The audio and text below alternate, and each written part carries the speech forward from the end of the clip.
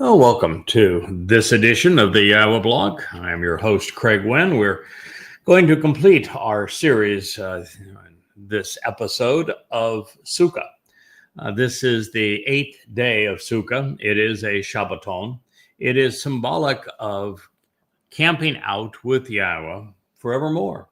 The first 7 days of Sukah are all devoted to a singular idea, and that is that God, after long last, after 6,000 years, is inviting us back into the garden of great joy. And by us, I mean, a relatively few number of us.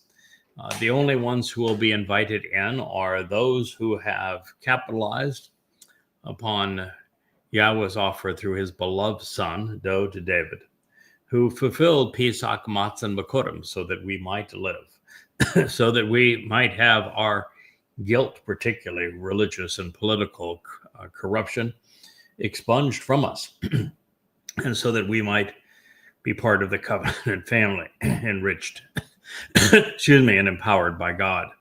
This is precisely what he is offering, and he will also include those who partake in the Shabuwah harvest, which is a result of Miqrah, and those who are gleaned on Torah. The others that will be included in this event, in this return to Eden, will be the remnant of Yisrael and also some supportive Goyim who have been drawn into Jerusalem by Yahweh to benefit from the sacrifice of the Adam Parah. This then encompasses the sum total of those who will enjoy this time with our God, where we are sheltered and protected by him. And that is what Sukah means. Sukah is not about living in huts or in booths or in tents or any other kind of contraption. It is about being protected and enclosed by God. It is identical to the concept of Gan, as in Gan, Eden, the Garden of Eden, which was a protected and sheltered enclosure. God is encouraging us to accept this gift and to return to the garden at long last, 6,000 years after we were escorted out. And so the more we learn about the garden, the more we'll be prepared to enjoy what God is proposing from Sukah. Now, as it relates to this 8th day, it is symbolic of eternity and of going with God well past this 1,000-year celebration of life on earth into eternal life, where our playground becomes the entire universe. So this is what's being offered. I would love to see many of you there. Understand admittance is based upon God's rules, and he has a fairly strict criteria as to what is allowed and what is not, who is included and who is included.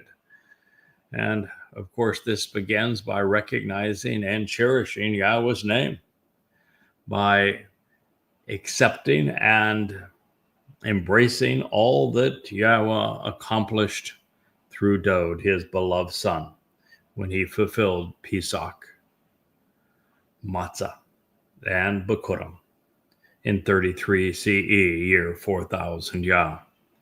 It is a time to celebrate the harvest and a time to approach our God. Now, in the 16th chapter of Devarim, words, Deuteronomy, Moshe reveals more about what it's like to camp out with God. And matter of fact, this is probably not so much Moshe speaking as Yahweh using Moshe's mouth, speaking to us through him. So let's pick up God's story with the invitation to Pesach, so that we maintain our bearings throughout. He says, be observant, closely examine, and carefully consider. Shamar, Passover, Pesach, continuing to move in a straightforward fashion while removing all confrontational obstacles to approach Yahowah, your God, engaging in and acting upon it in association with the month of Abib, the first month of the year at the beginning of spring, when the grain of the barley plant is in the ear and yet still green and growing. What that essentially means is the renewal of light on the moon's surface closest to the vernal equinox. That is the first month of the year. That is Abib. It is exceedingly symbolic because Bokurim is a barley harvest, and it is timed such that the kernel of the barley, representing those saved souls, is still receptive, green, and capable of growing. And Passover is this opportunity to approach God, the very doorway to his home and to life. Something that God is inviting us to engage in and to act upon in association with the month of Abib. If you are not doing this, then you are never going to come into proximity of God. And that would eliminate all Christians and all Muslims. And as we shall find out in just a moment, it will also eliminate all of those who practice Judaism. Indeed, in this time of renewal of Abib, Yahowah your God brought you out, removing you from the crucibles of religious and political oppression in Mitzrayim during a time of great darkness. Nothing is darker than the bite and constraints of religion and politics. And so this was to be a time of renewal when God led the Exodus, Matsah, as a great liberator. And therefore, we can now directly associate the Miqrah, these invitations to be called out and meet with God, with liberation from religion and politics, from the control of man. They are directly related. Prepare the sacrificial offering so that it is ready for consumption. Of Pesach, Passover, to approach Yahowah your God from the flock, with the lamb serving as a sign. In the morning to encourage being perceptive, seeking information and then responding appropriately. In the home to take a stand and be established, where to reveal the benefits of the relationship is preferred and chosen by Yahowah, such that his name will live and reside there. Dabarim, words never should have been called. Deuteronomy 16:2. So here we are with God telling us that if we're going to capitalize on Pesach, which is to move in a straightforward fashion, and as we found out, away from religion and politics, we must be observant. We must closely examine and carefully consider what Yahowah has to say. And this, of course, only applies to those who are interested in approaching Yahowah, who is God. And that we do this by actually engaging in and acting upon that which we have closely examined and carefully considered, and in association with the month of Abib. If you don't know what Abib is, you don't know how to tell time based upon God's cadence, then you're going to miss out, aren't you? And if you're celebrating something other than Passover, like Easter, you're in real trouble, aren't you? So this is a time of renewal. That's what Abib represents. Yahowah, your God, brought you out, removing you, leading the Exodus from Mitzrayim, which is the plural of Sarah, preceded by Meh, which means to ponder the implications of Sarah, to be troubled, to be confined, to be abused, to be in dire straits during the time of great darkness. So prepare the sacrificial offering of Pesach. That is a lamb that serves as a sign. Yes, it is a lamb that is the sign of Pesach, and it is God's beloved Son who volunteered to serve as that that lamb. And you should do so in the morning to encourage being perceptive, seeking the information to respond appropriately. It's makor, which, by the way, also speaks of making sure that you get what you need to know about this sign of the lamb from the person acting in the role of the bull. And do so in the home to take a stand and be established, the appropriate place that reveals the way to the benefits of the relationship, which is chosen by Yahowah, so that his name appears. To Yahowah. Find a place like Yahowah.com, Yahowah.com. Find a place where his name is foremost, like the Yahowah blog, like Yahowah on YouTube. Go to such a place where Yahowah's name is preferred above all, such that his name abides there.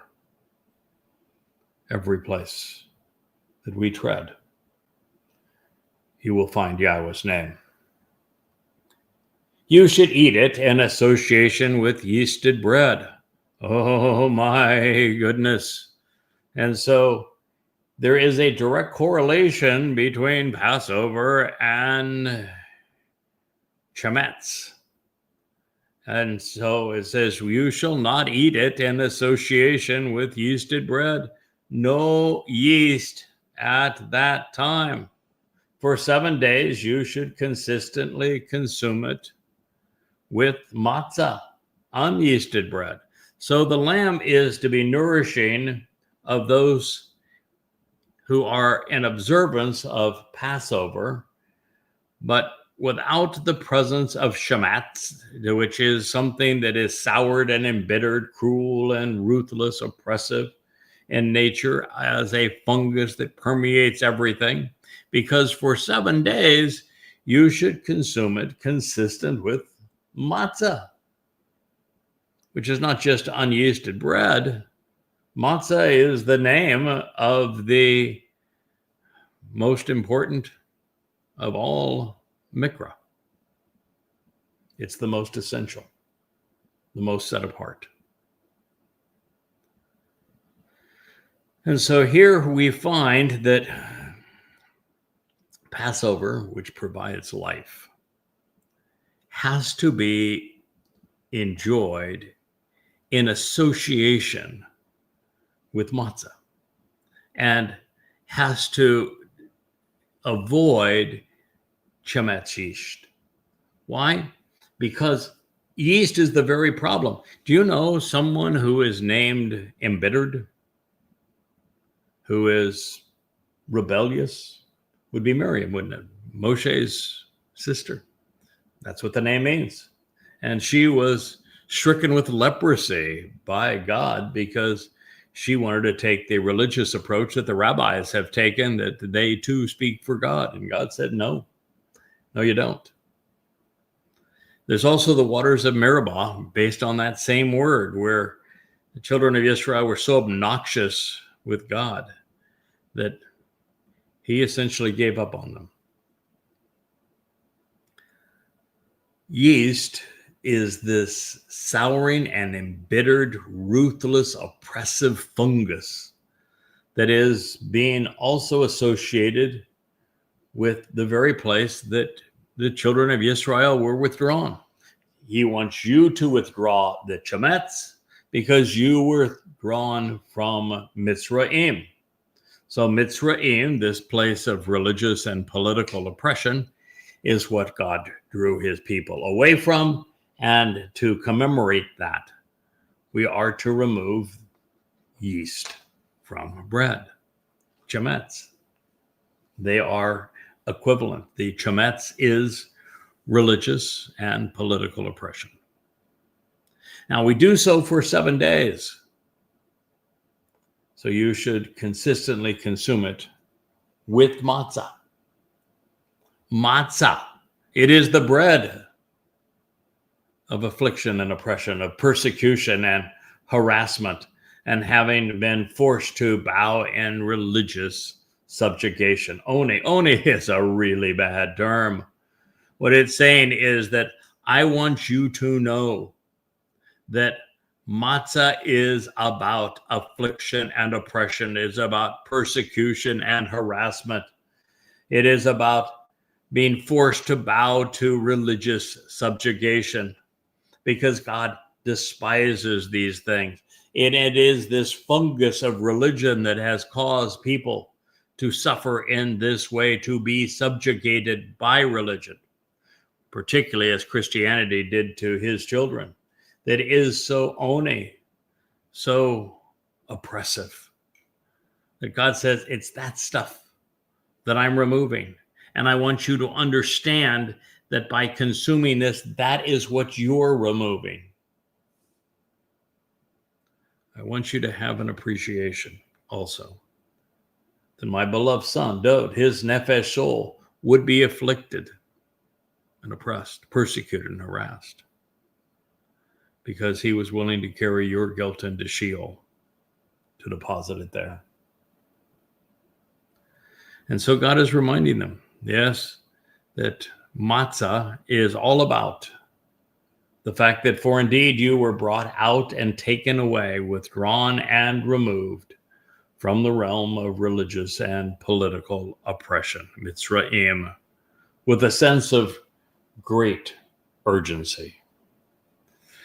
Yeah, so God did something he very seldom does.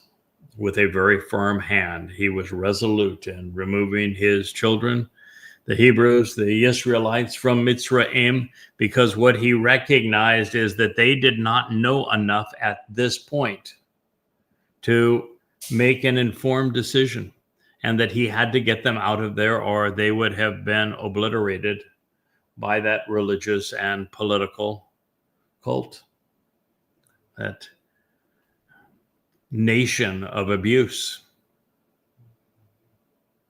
And they didn't just abuse the Jews, they also abused their own. So in response to this witness, you should always remember to proclaim all of this regarding the most memorable of men, all the days of your lives, because on this day you were brought out of the land of the crucibles of oppression. Yes, again and again, matzah is being associated with being removed, disassociated from religious and political oppression and guilt, religious and political control. Yeast, sa'ar, which is the fungus and fermenting agent from sa'ar, to be the residue left behind, shall not be seen throughout your territory for 7 days. Get rid of it. That is the purpose of this day. And regarding the flesh of your body, which beneficially as a result of the relationship has been endowed as an ongoing gift as part of the sacrificial offering, during the evening of the first and foremost day, it shall not remain overnight. Devarim 16:4. Here, God is reminding us that there can be no bodily resurrection, that Christianity, the most popular religion in the history of the world, the most oppressive religion to his people, that it's utter nonsense. It's the bashar, the flesh of the body, this corporeal manifestation of the biological being. Dowd's Nephesh soul would occupy a body for this purpose, and that it is the sacrifice. The soul is what made Dowd. It's what caused Dowd to be God's beloved son. It continued on, but the body was sacrificed. And so, for the benefit of what he's done and to appreciate it, remove all traces of this fungus of religious and political oppression that he removed from us at this time. And then make certain that you understand that it is essential to take that body, which no longer has any value. Dowd's soul has moved on. That body will simply be incinerated that night. So to be consistent with the Torah, your Jebus, Sawi folks, could not have been bodily resurrected because the body, had he been the real deal, of course, he wasn't the real deal. It was Dowd who did this. And God is saying that he is going to eliminate that body that night. It has already served its function. And it is the gift. It's part of the sacrificial offering. And this is during the evening of the first and foremost day. The first and foremost day of Chag Matsah, of course, is Matsah. And that is why it shall not remain overnight until morning. This would be during Matsah. And by the way, Dowd's gone. During Matsah, his soul enters Sheol, which is equivalent to hell. So you should not continue to make a practice of actually failing to understand that which is associated with the gift of the sacrificial offering of Pesach, Passover, within the context of one of your interpretations of that which Yahowah, your God, is placing before you as a gift so you can approach. Are you familiar with the line, a child was born, a son was given? The ultimate gift of God is that of his beloved son, Dowd, fulfilling Pesach, Matzah, and Miqrah in year 4000 Yah, which is 33 CE. This is what we must understand. This is what we must grasp to prevail. It is God's gift to us. Nevertheless, it is unto this place to reside and to take a stand, where to show the way to the relationship Yahowah your God prefers and has chosen for his name to abide and remain. Yahowah's name does not abide and remain in a building. At this point, the building didn't exist. These children were nowhere near Jerusalem. Jerusalem wasn't even part of Yisrael, and Yisrael didn't exist at this time.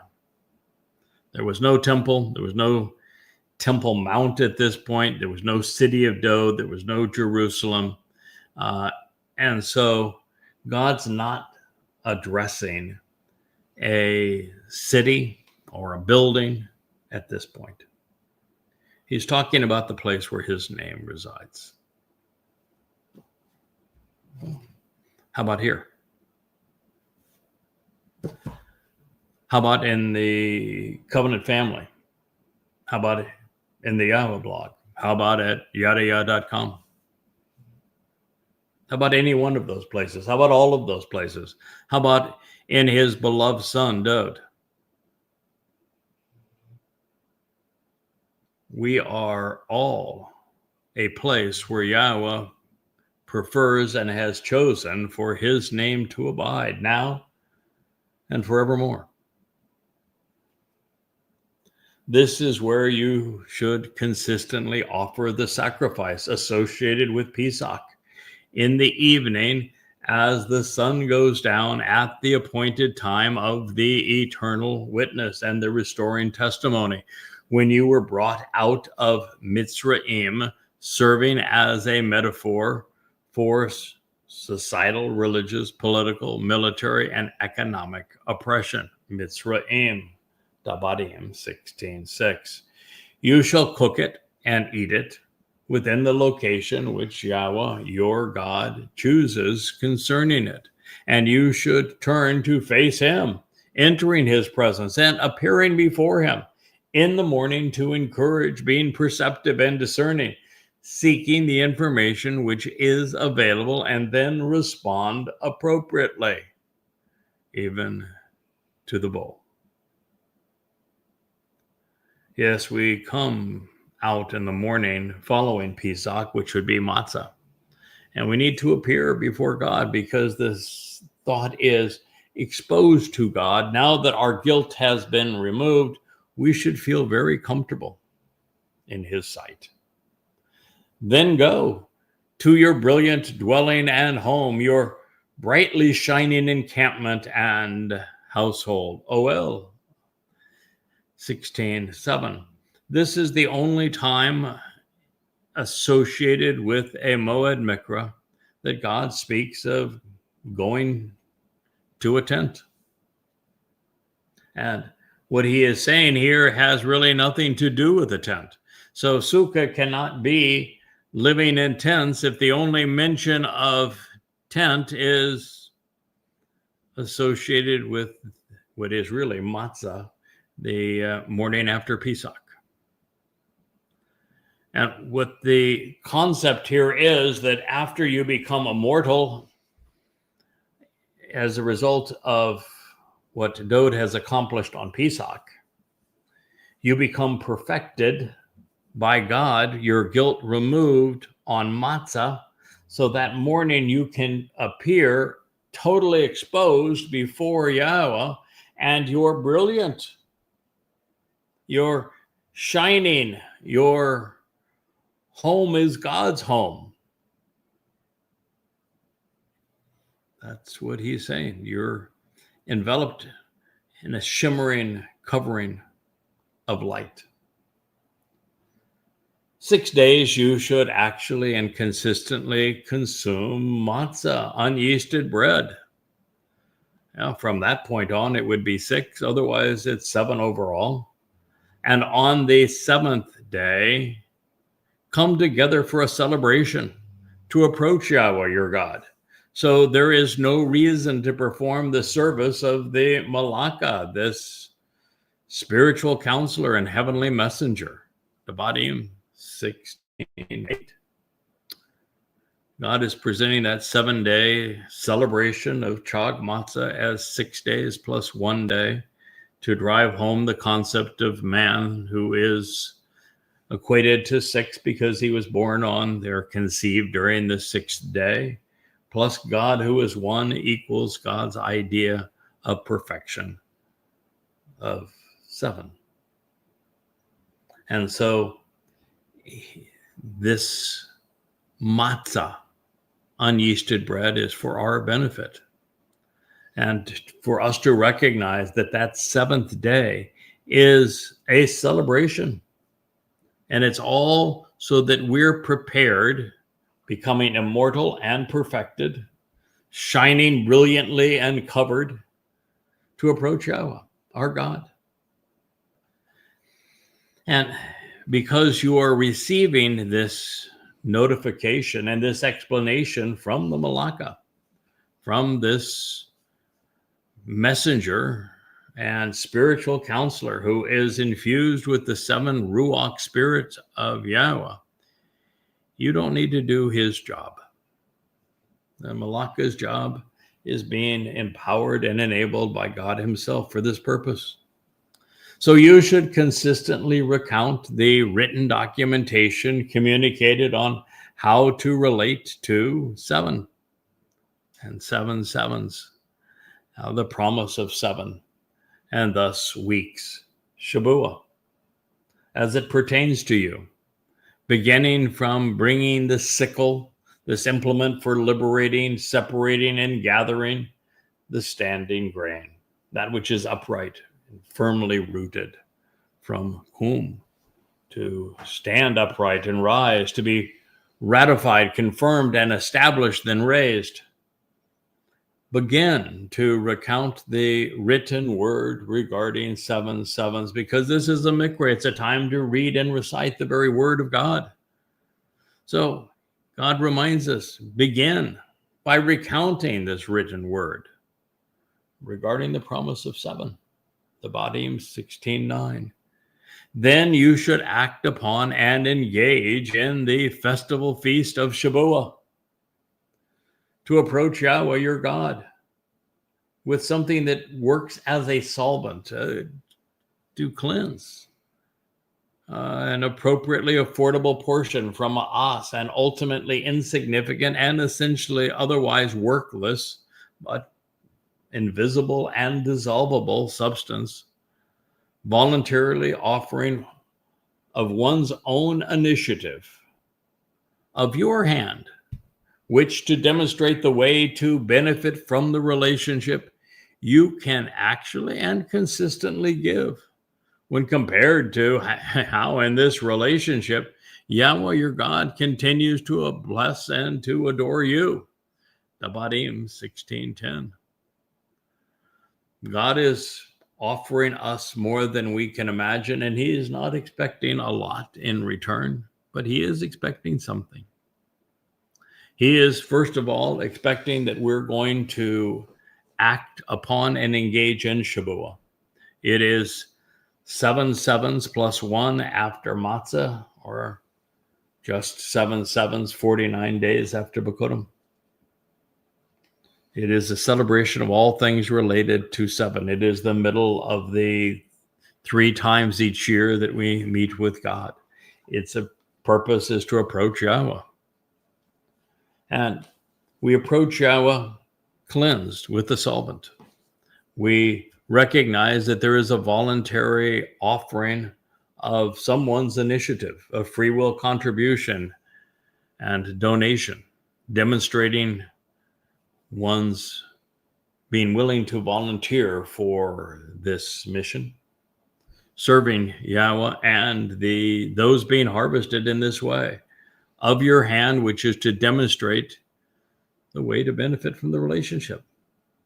This is something God says you can and should consistently give, particularly when you realize that when we work with Yahweh, we may be diligently digging and working the soil and tilling it and watering it and the like, but God can do the same thing the entire world over, the entire universe over.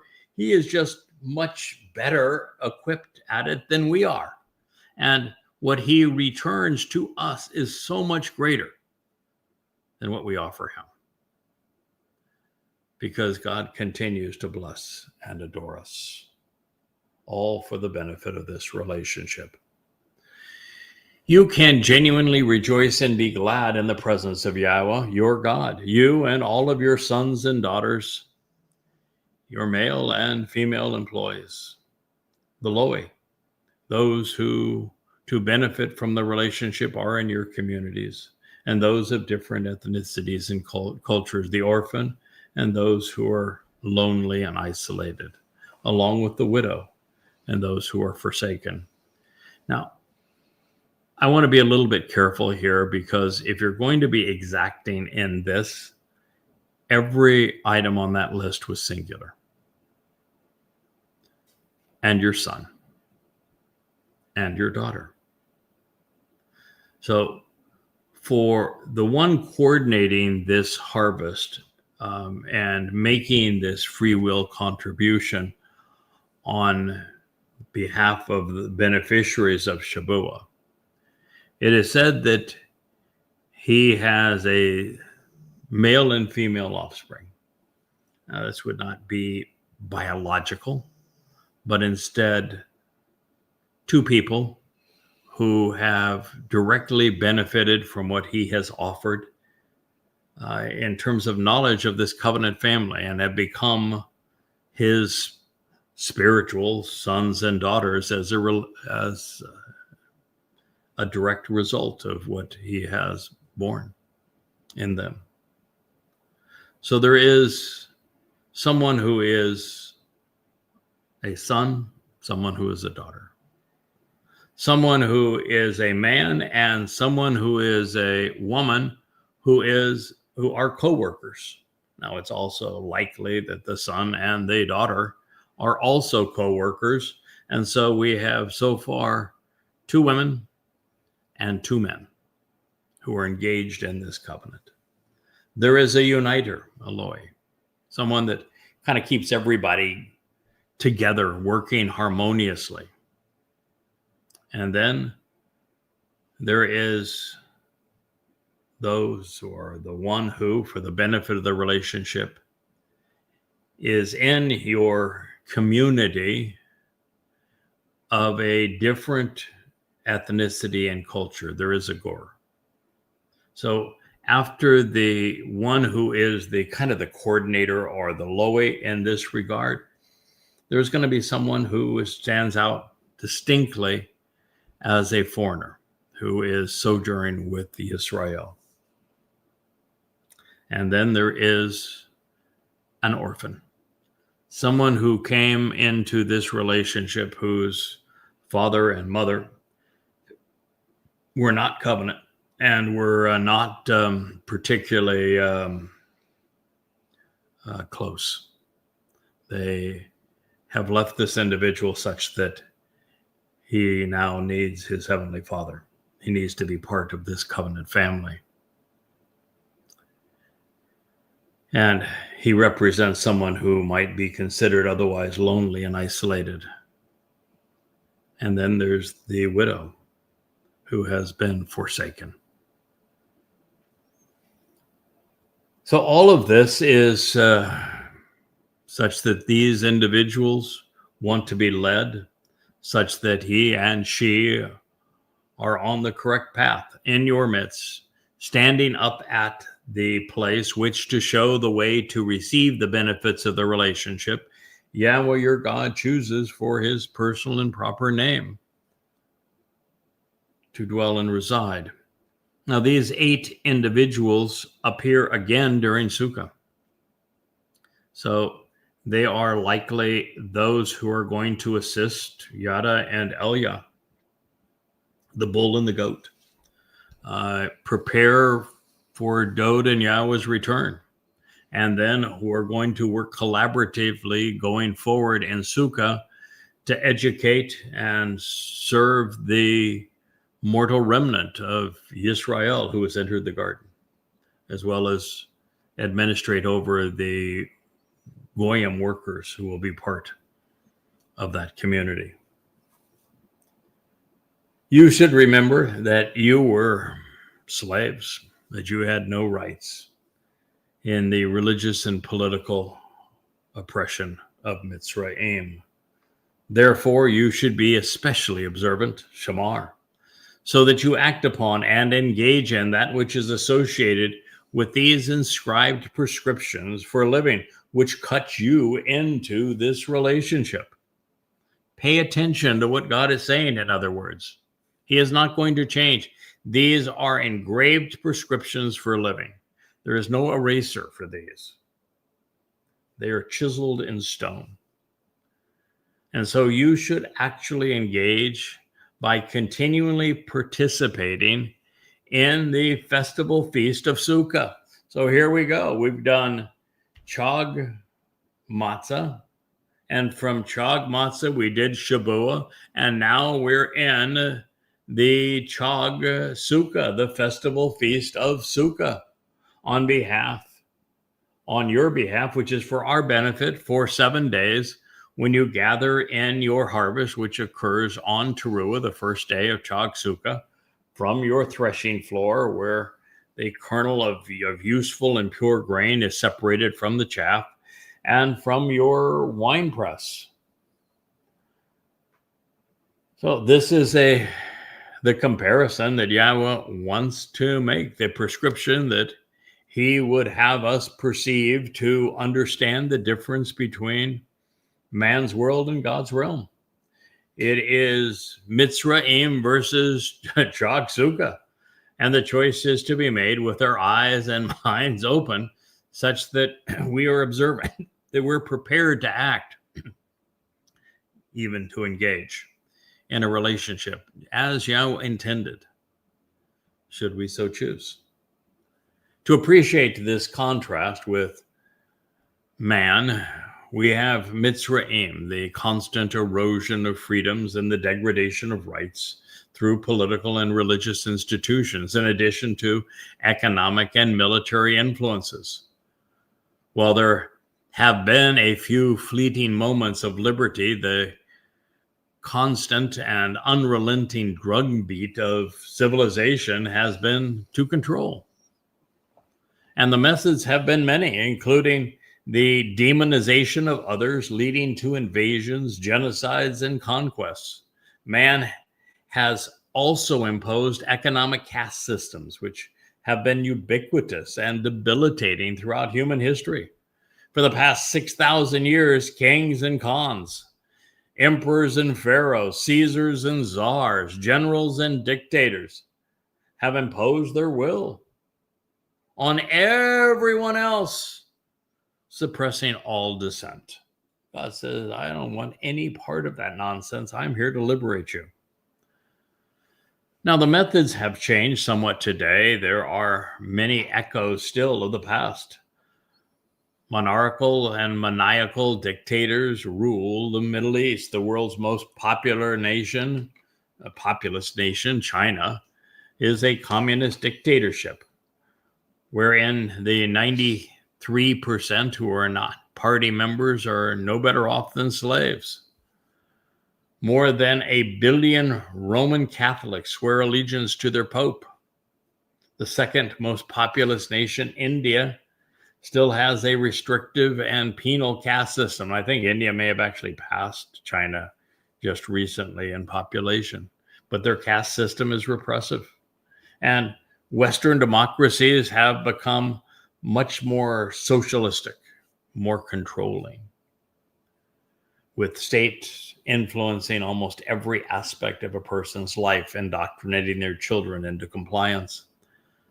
So throughout most of man's history, there has been very little difference, if any separation, between religion and government, with these human contrivances working collaboratively to suppress and control the masses. But even today, when there are some nations creating a distinction between the secular and sectarian, the most virulent control mechanism is still religion, because belief systems neutralize an individual's ability and also willingness to think independently or rationally. Politics does this as well. And to this crippling influence of conspiracy, and we have a recipe in this case for the zombie apocalypse, what I would call the ambulatory dead, the Marxists on parade, the religious at their gatherings. And to this, we have a healthy dose of conspiracy commingled with religion and politics, creating what is something that is just ultimately tranquilizing and paralyzing. To appreciate what God is offering to withdraw his family from, it is germane to realize that the world's experience with fiat currencies and deficit spending to prop up the illusion of solvency is just a house of cards. The impending economic collapse awaiting America and Europe is going to be so severe that it will make the Great Depression look like a bad day at the office. And then look at what happened with COVID-19, the mutating virus that brought the world to its knees. Billions of people willingly allowed their governments to usurp their liberties and their livelihoods while destroying everything that they had previously achieved. And all the while, nations have censored free speech more so every day, whereby any criticism of progressive ideology or Islam, which are now together, is resolutely banned. And if that were not enough, the threat of global warming is going to be used as a means to restrict business and prosperity while at the same time redistributing the world's remaining wealth, essentially bankrupting the only hope of recovery. And throughout the process, the lone, credible, and rational voice, that of science, is being politicized such that it has become part of the problem. Now, this obviously is a horrifying portrait of what is to come, but I can assure you I'm not exaggerating, and there is no cure. Furthermore, when people get desperate and nations fail, they turn to anarchy, to crime, to war.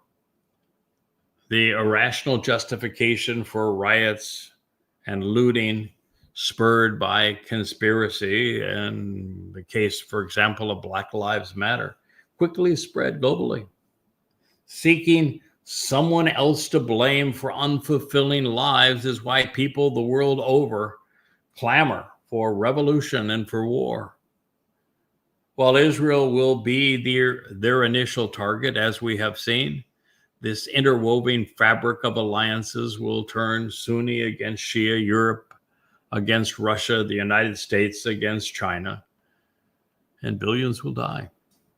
By the time we turn the page past 2030 and the two witnesses arrive, the world will be quite unrecognizable. Yahweh's approach is the antithesis of nations and religions. It begins with liberation, the deliverance from being controlled. It presses forward with unrelenting truth, such that we can distinguish between right and wrong, good and bad, and then individually we are afforded the opportunity to choose between what mankind has to offer and what God is providing through his covenant and through his moed. Are you returning to Mitzrayim? Are you headed to Sukah? Well, shelters is quite simply a celebration of our return to Eden, to great joy.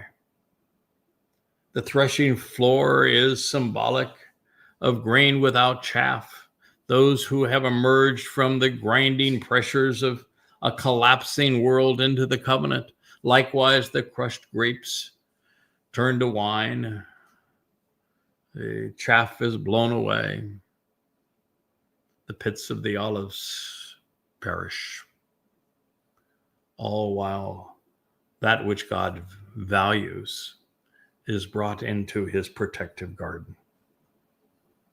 This festival feast of camping out with God is the result of the first 6 invitations to be called out and meet.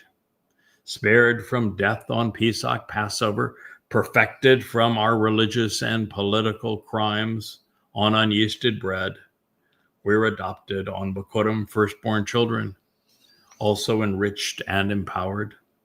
This prepares us for the harvest of Shabuwah and Teruah, where we're afforded the opportunity to come home. Thereafter, those who litness to the witnesses, who capitalize on the sacrifice of the Adam of Parah, will be reunited on Kippurim, the day of reconciliations. Those who have made this journey with us are prepared to celebrate Sukah, shelters, by camping out with Yahweh forevermore. So you should rejoice. You should celebrate in your festival feast, this of Sukah. You and your sons and daughters, your male and female workers. And as I go through this list, remember that while I have written this long ago, as it appears in most translations in the plural, it is actually in the singular. You and your son and your daughter, your male and your female worker. The Loe, the one who unites, as well as the foreigner, the ger, who is on this journey with you. The orphan who may have otherwise been lonely, and the widow who was abandoned. All who benefit from the relationship, thoroughly reciting, thoughtfully living within your community. Dabarim, words never should have been called, Deuteronomy 16:14. This list of guests, of course, is reminiscent of the gathering of the Miqrah of Shabuwah.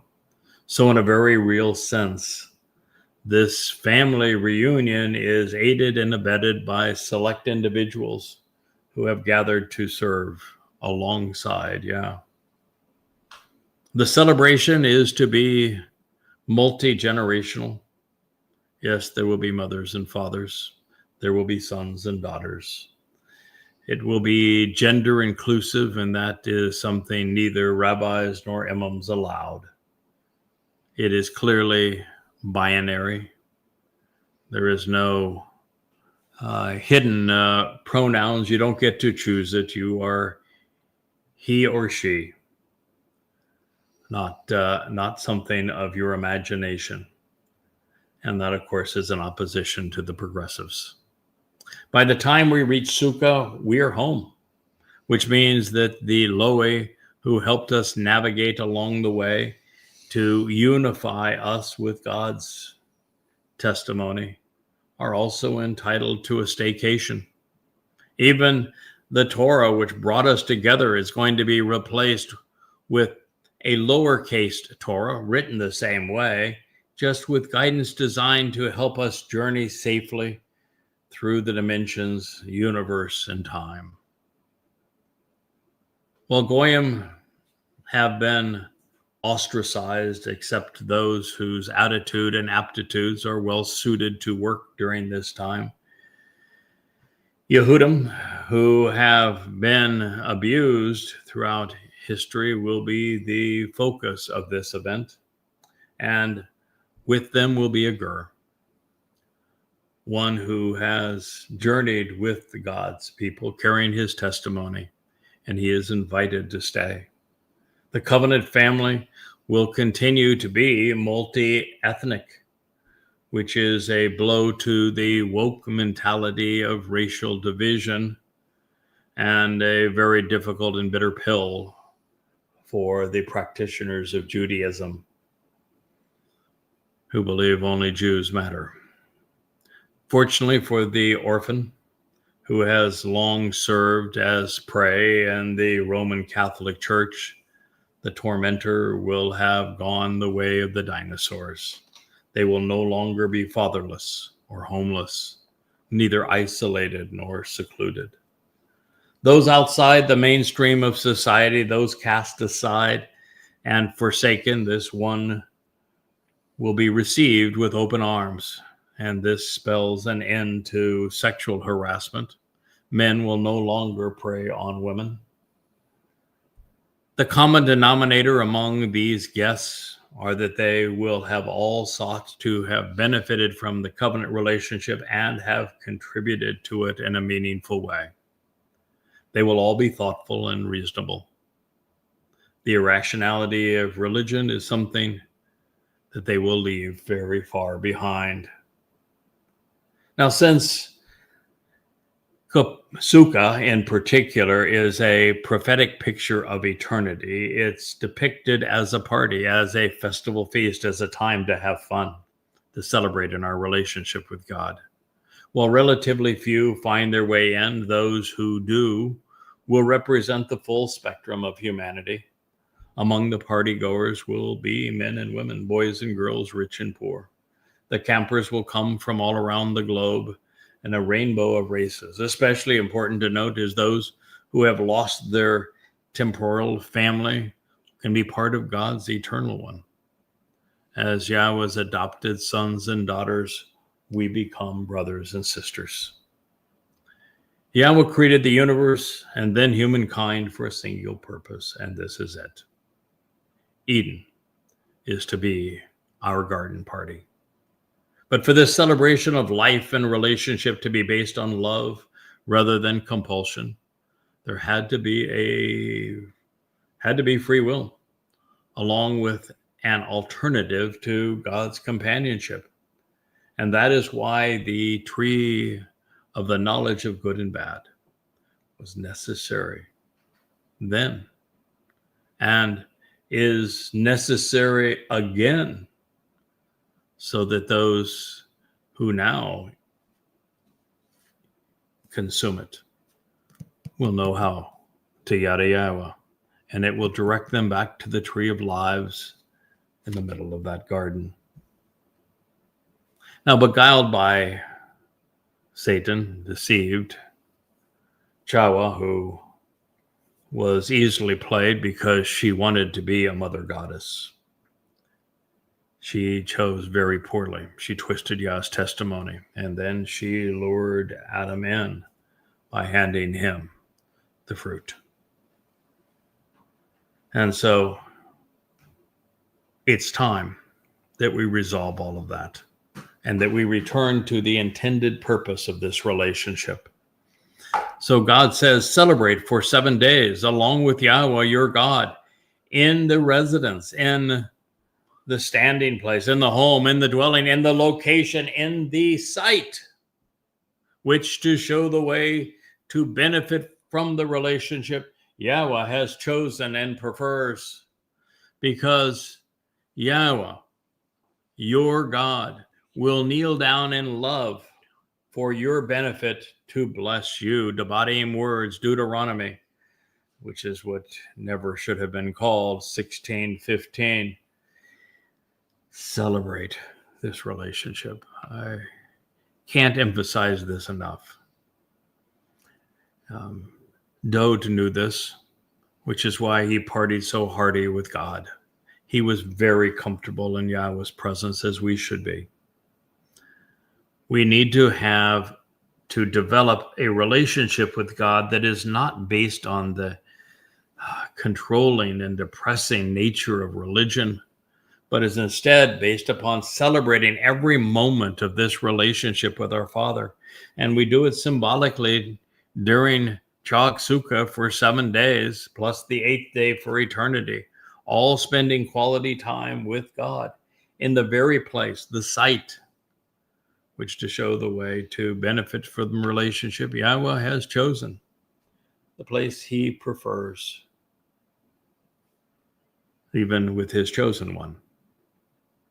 And this is because Yahowah, our God, wants to do as a loving father. Rather than us getting on our knees to try to lift him up, which is ridiculous, God is saying the right way to look at this relationship is I will get down on my knees to lift you up. I will extol you. I will commend you. I will adore you. Really a very powerful portrait of what God intends. And this is because Yahowah, your God, will kneel down in love for your benefit. He will bless you, diminishing an aspect of his nature to lift you up, commending you.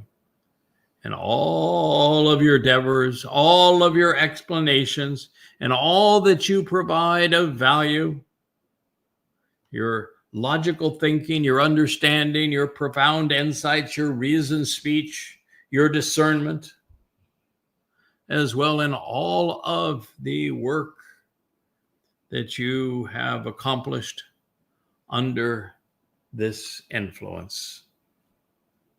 Then you will be altogether and totally content and happy. The Devarim words should never have been Deuteronomy 16:15. God wants us to be totally content, ultimately delighted, happy, joyful, returning to Eden, the garden of great joy.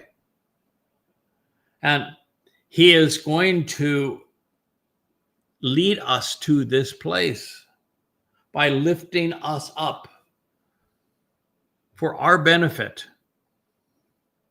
And then it is his intent to collaborate with us, to work with us, to work through us. And particularly as we Shabuwah, we provide value to this relationship. We make our contribution through these kinds of communications, that we excel at logical thinking, leading to understanding and profound insights, as well in all of the work that we accomplish under this influence. Yes, indeed. Then and only then will you be totally happy and content. And so we're told 3 times indeed each year in the conduct of your life, and for the purpose of renewal each year, every one of you should remember to appear before Yahowah, your God, beside the place within the sight, which to show the way to benefit from the relationship he has chosen and preferred, for the Chag festival of Matsah, for the Chag festival feast of Shabuwah 7 Shabbats, and for the Chag celebration of Sukah, where we are sheltered and protected. And they should not appear before Yahowah without good reason or without what is expected. We must think our way to God. We must act upon and engage in what God has laid out for us and reason our way to him, which is the very purpose of Yada Yahowah. I provide for you from him what you need to know to make an informed decision about this relationship and then capitalize upon it. This is what our God is offering. And so each individual's contribution to the relationship should be consistent with his capability, his aptitude and attitude, and in proportion to the favorable pronouncements, subsequent blessings, resulting productivity and prosperity bestowed by Yahowah, your God, given to you for the benefit of the relationship. We should all contribute. The more we can do, the better. God has given each of us tremendous capability to contribute. And he is providing much more than we could possibly give. But the more we give, the more we offer, the more we do, the more comprehensively we serve, the more devoted we are to sharing this message to all who will listen, the more rewarding the experience will be in Sukah. And the more we will come to know that our God appreciates what we have done. This is a collaborative effort. This is a family. And Sukah is the result of the family business. I thank you so much for listening. May you have a joyous 8th day of Sukah.